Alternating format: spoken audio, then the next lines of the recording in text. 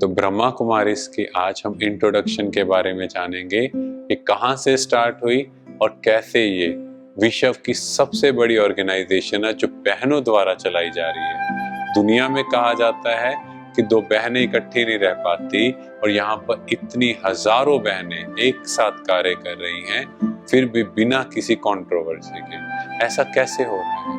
ये स्वयं भगवान का कार्य है और भगवान ने एक तन चूज किया जिसका नाम था दादा लेखराज, जिनका बहुत बड़ा बिजनेस था, हीरो का व्यापार था, कोलकाता, मुंबई और सिंध, हैदराबाद जो पाकिस्तान में है। तो दादा लेखराज बहुत समृद्ध थे, बहुत अच्छे से उनका परिवार चल रहा था, सब कुछ था, पर भगवान की तलाश थी। भगवान ने उन्हें सबसे पहला साक्षात कराया विष्णु का। अहम चतुर्भुजम तत्वम। इन्हें ये समझ नहीं आया, पर इसके बाद ये बनारस में गए।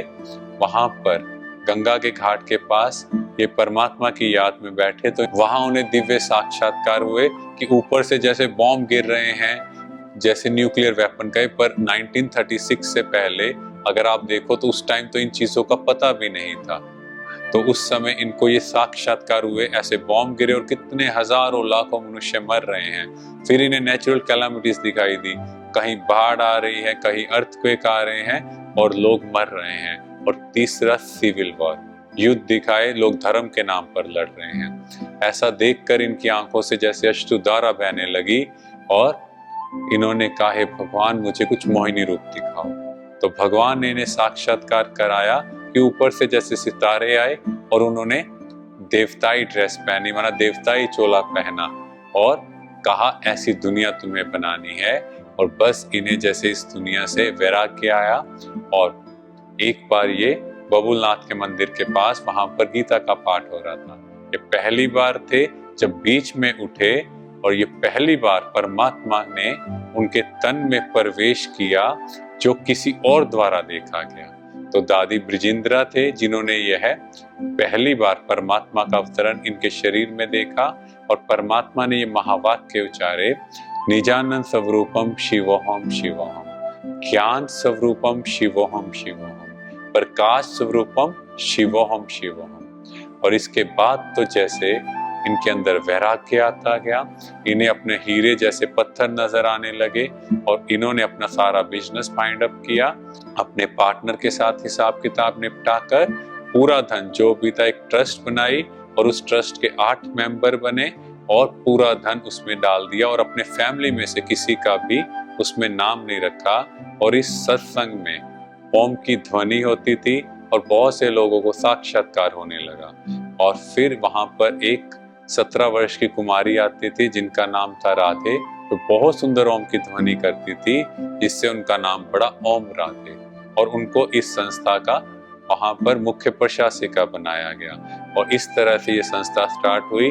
जो भी वहां आता था उन्हें दिव्य साक्षात्कार होते, किसी को श्री कृष्ण का, किसी को नारायण का, किसी को सतयुग का, किसी को परम धाम का। तो कुछ ना कुछ साक्षात्कार होते गए और पूरे शहर में धूम मच गई। और 1950 में ये यज्ञ भारत में ट्रांसफर हो गया। माउंट आबू हेडक्वार्टर है और परमात्मा द्वारा महावाक्य उचारे गए तो उसको नाम दिया गया साकार मुरली। तो स्वयं भगवान आकर इन महावाक्यों द्वारा हम बच्चों की पालना करते हैं। कहते हैं श्री कृष्ण ने बांसुरी बजाई, पर परमात्मा ने ये जो महावाक्य उचारे इसी को मुरली कहा गया, जिसमें हम सब कोपियां उस रस का अनुभव करते हैं, परमात्म प्रेम का अनुभव करते हैं। और यही मुरली है जो आत्मा का भोजन है। जैसे आप लोग शरीर के लिए 3 बार भोजन करते हो, ऐसे इस आत्मा के लिए परमात्मा के महावाक्य ही हैं जो भोजन है। शांति। देखें स्वयं को, मैं चमकता सितारा। शिव बाबा से शांति की किरणें मुझ में समाती जा रही हैं। ये शांति की किरणें मुझ आत्मा से पूरे ब्रेन में फैल रही हैं। मेरा ब्रेन एकदम रिलैक्स होता जा रहा है। अब धीरे धीरे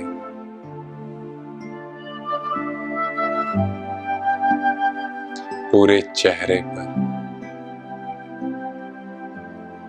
हेड एंड नेक एकदम शांत हो रहे हैं।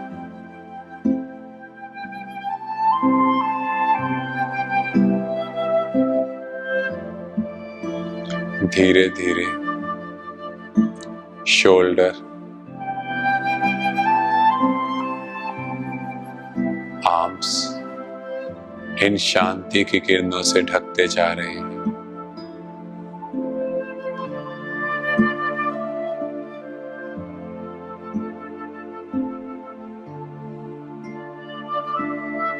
और धीरे चेस्ट, बैक, स्टमक इन शांति की किरणों में।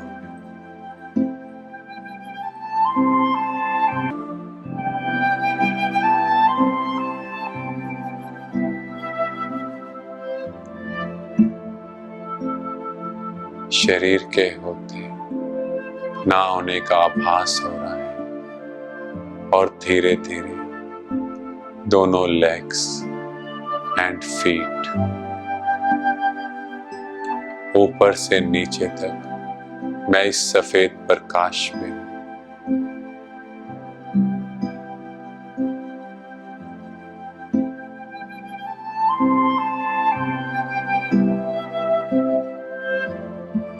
एकदम शांत।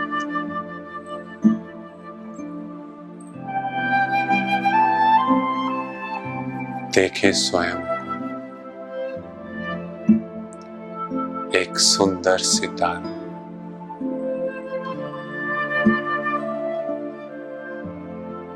परमात्म पिता की छत्र छाया।